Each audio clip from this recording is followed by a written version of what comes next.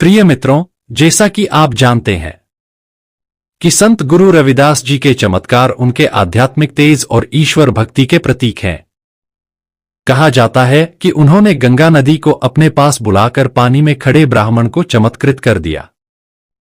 मित्रों, एक अन्य कथा में उनकी भक्ति से प्रभावित होकर स्वयं भगवान ने स्वर्ण नगर प्रकट किया। संत रविदास के स्पर्श मात्र से चर्मकार के पैर के घाव भर गए। वे छुआछूत और भेदभाव के विरोधी थे और उनके शब्दों में इतनी शक्ति थी कि राजा तक प्रभावित हो गए। उनके चमत्कार प्रेम, समर्पण और सच्ची भक्ति के प्रतीक हैं, जो समाज में समानता का संदेश देते हैं। प्रिय मित्रों, आज की वीडियो भी ज्ञान से परिपूर्ण है। इस वीडियो में बताया गया है कि किस प्रकार संत गुरु रविदास ने 700 अहंकारी पंडितों का घमंड तोड़ा। मित्रों, चलिए देर ना करते हुए इस ज्ञानवर्धक प्रसंग को शुरू करते हैं। प्रिय मित्रों, प्राचीन काल से गुरु रविदास के समय में ब्राह्मणों का समाज पर बहुत बड़ा प्रभाव था। वे धर्मगुरुओं के रूप में माने जाते थे और उनके धार्मिक विचारों को अनुसरण करना एक आवश्यकता मानी जाती थी। प्रिय मित्रों, उनका घमंड इतना बढ़ा हुआ था कि वे अपने आप को देवताओं के निकटतम मानते थे। उनके लिए निम्न जातियों के लोग धर्म के प्रति अयोग्य थे। इसी विचारधारा के चलते जब गुरु रविदास ने अपनी आध्यात्मिक शिक्षाओं को सामने लाया तो उन्हें ब्राह्मणों के विरोध का सामना करना पड़ा। उनकी शिक्षाएं, जो समाज की समानता और ईश्वर की अनन्यता पर आधारित थीं, ब्राह्मणों के पारंपरिक विचारों के विरुद्ध थीं। मित्रों, ऐसे में गुरु रविदास की उपस्थिति न केवल एक धार्मिक चुनौती थी, बल्कि एक सामाजिक क्रांति का प्रतीक भी थी। उनकी शिक्षाएं और उनका जीवन ने उन्हें एक ऐसे व्यक्ति बना दिया जो अपने समय की धार्मिक और सामाजिक प्रथाओं को चुनौती देने के लिए तैयार थे। इस वातावरण में जब उन्हें 700 पंडितों द्वारा अपमानित किया गया तो यह न केवल एक व्यक्तिगत अपमान था, बल्कि एक सामाजिक और धार्मिक टकराव का प्रतीक भी था। यह घटना उनके जीवन का एक महत्वपूर्ण मोड़ बनी, जो आगे चलकर उनकी शिक्षाओं को और भी अधिक मजबूती प्रदान करने वाली साबित हुई। प्रिय मित्रों, संत गुरु रविदास के समय में वाराणसी के निकटवर्ती एक छोटे से राज्य का शासन एक विद्वान और धर्मनिष्ठ राजा के हाथों में था। राजा विक्रम सिंह का नाम समस्त प्रदेश में अपनी न्यायप्रियता और धार्मिक समर्पण के लिए जाना जाता था। मित्रों, उनकी रानी देवी सुमित्रा एक सुंदर और बुद्धिमान महिला थीं, जिनकी दयालुता और आध्यात्मिक खोजों के लिए लोगों में बड़ा सम्मान था। दोनों ने अपने राज्य को एक ऐसा स्थान बनाने का सपना देखा था जहां धर्म, ज्ञान और सामाजिक समानता का संगम हो। प्रिय मित्रों, एक दिन राजा विक्रम सिंह और रानी सुमित्रा के जीवन में एक अनोखी घटना घटी। उनके राज्य में एक विशिष्ट मंदिर के पुजारी ने उन्हें एक आश्चर्यजनक खबर सुनाई। पुजारी ने कहा कि उनके राज्य के सीमांत पर एक साधु रहते हैं, जिनकी शिक्षाएं और जीवन शैली अद्भुत है। उनका नाम गुरु रविदास था। पुजारी ने बताया कि गुरु रविदास ने अपने आध्यात्मिक ज्ञान और दया के बल पर अनेक लोगों को प्रभावित किया है, लेकिन उनकी जाति के कारण वे अनेक बार अपमानित हुए हैं। प्रिय मित्रों, राजा और रानी को इस बातचीत से गहरा आकर्षण हुआ। वे जानना चाहते थे कि इस साधु की शिक्षाएं क्या हैं और उनके जीवन में कैसे प्रकाश लाया जा सकता है। रानी सुमित्रा ने अपने पति से कहा, यदि इस साधु की शिक्षाएं सचमुच ईश्वरीय हैं, तो हमें उनसे मिलना चाहिए। उनकी बातें हमारे राज्य के लोगों को भी प्रेरित कर सकती हैं।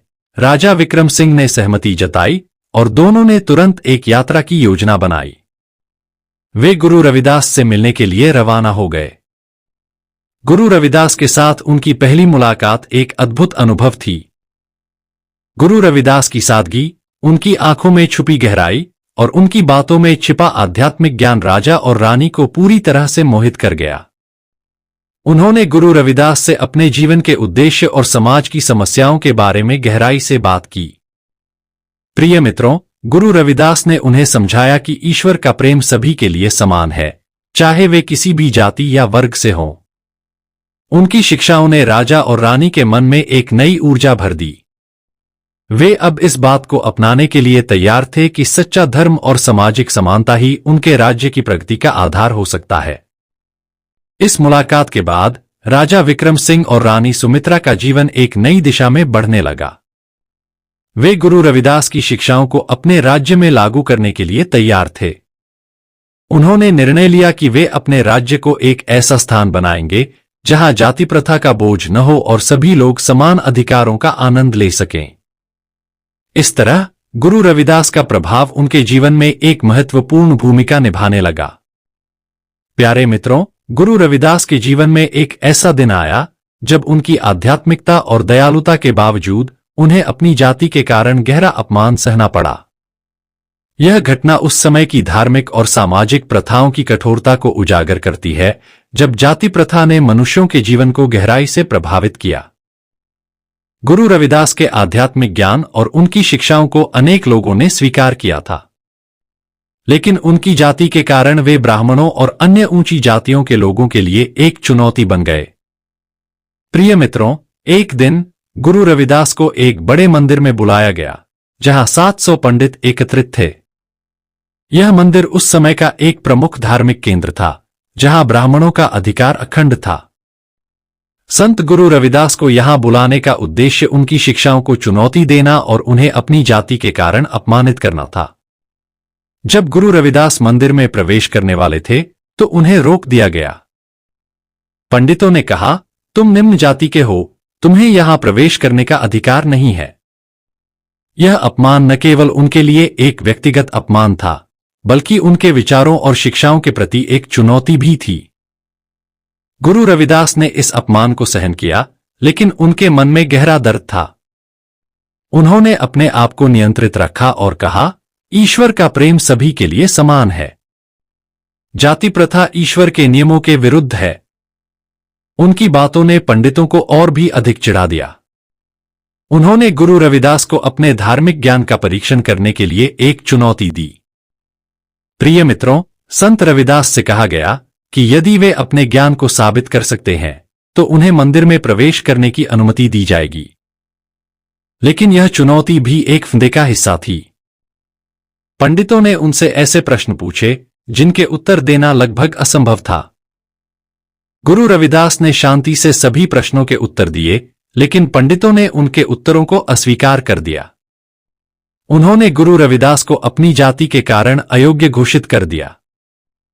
प्रिय मित्रों, इस घटना ने गुरु रविदास के जीवन में एक गहरा असर डाला। वे अपने आप को अपमानित महसूस कर रहे थे, लेकिन उनका विश्वास ईश्वर में और भी मजबूत हो गया। उन्होंने सोचा कि यह अपमान उनके लिए एक परीक्षा है जिसे वे सहनशीलता और धैर्य के साथ पार करेंगे। उन्होंने अपने शिष्यों और अनुयायियों को समझाया कि ईश्वर का प्रेम और आध्यात्मिक ज्ञान जाति प्रथा के बंधनों से परे है। उन्होंने कहा, ईश्वर का मार्ग सभी के लिए खुला है। जाति प्रथा एक मानवनिर्मित बंधन है जो ईश्वर के नियमों के विरुद्ध है। इस अपमान के बाद गुरु रविदास ने अपने जीवन का एक नया अध्याय शुरू किया। उन्होंने अपनी शिक्षाओं को और भी गहराई से प्रसारित किया और अपने अनुयायियों को ईश्वर के प्रेम और सामाजिक समानता के महत्व के बारे में समझाया। उनकी शिक्षाएं अब और भी अधिक लोगों तक पहुंचने लगीं। इस अपमान ने उन्हें और भी मजबूत बना दिया और उनकी आध्यात्मिक यात्रा ने एक नई दिशा ले ली।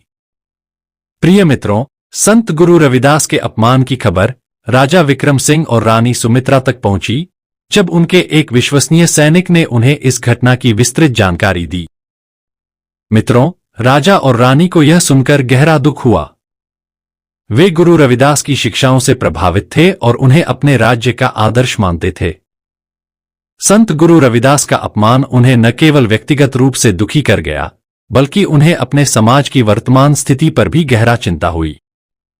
उन्होंने सोचा कि यदि एक इतने विद्वान और आध्यात्मिक व्यक्ति को भी इस तरह अपमानित किया जा सकता है, तो सामान्य लोगों का क्या हाल होगा। यह विचार उनके मन में एक तूफान उठा दिया। प्रिय मित्रों, रानी सुमित्रा ने अपने पति से कहा, हमें इस अन्याय को सहन नहीं करना चाहिए।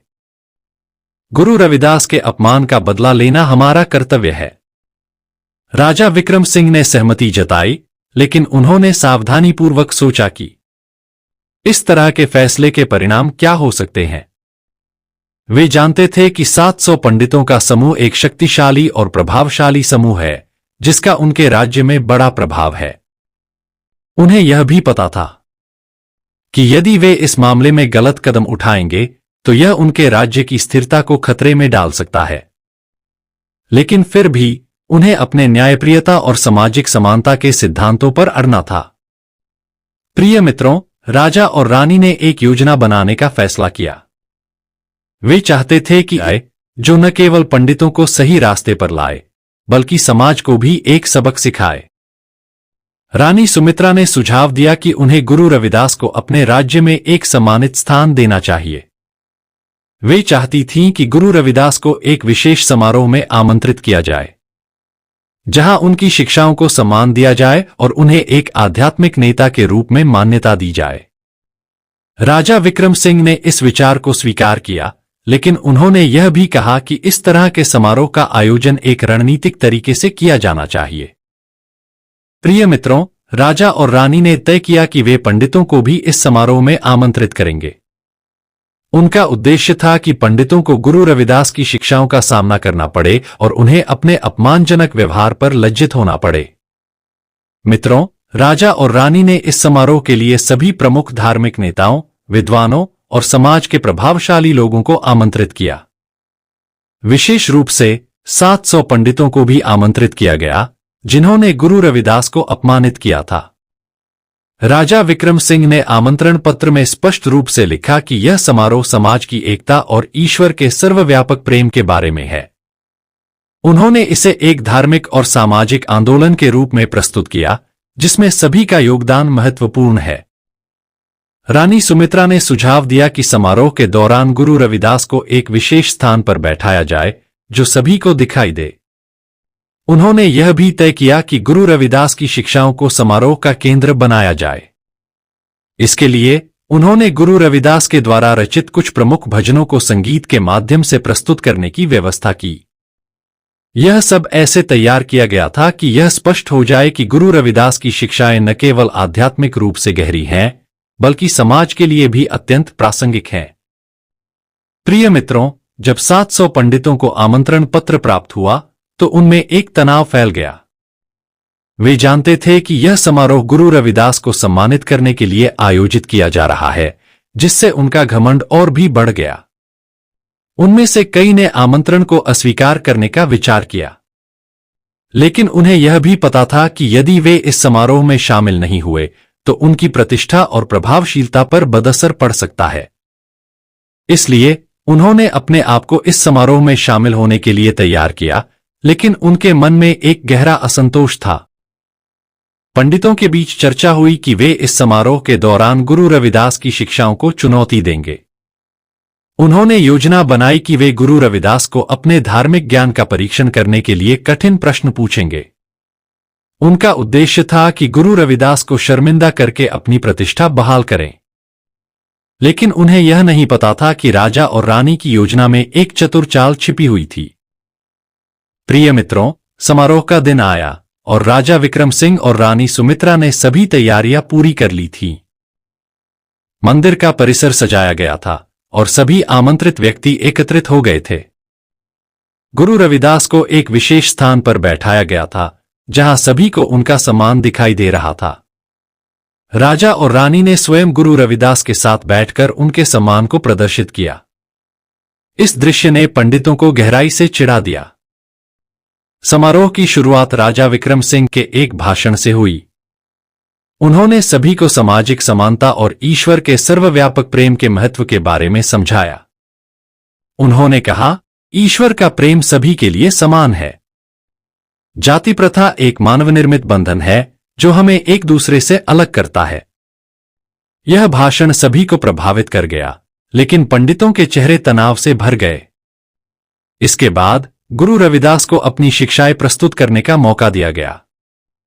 उन्होंने अपने आध्यात्मिक ज्ञान और सामाजिक समानता के महत्व के बारे में गहराई से बात की। उनकी बातें सभी को मोहित कर गईं और उनके शब्दों में छिपी गहराई ने सभी को प्रभावित किया। लेकिन पंडितों का तनाव और भी बढ़ गया।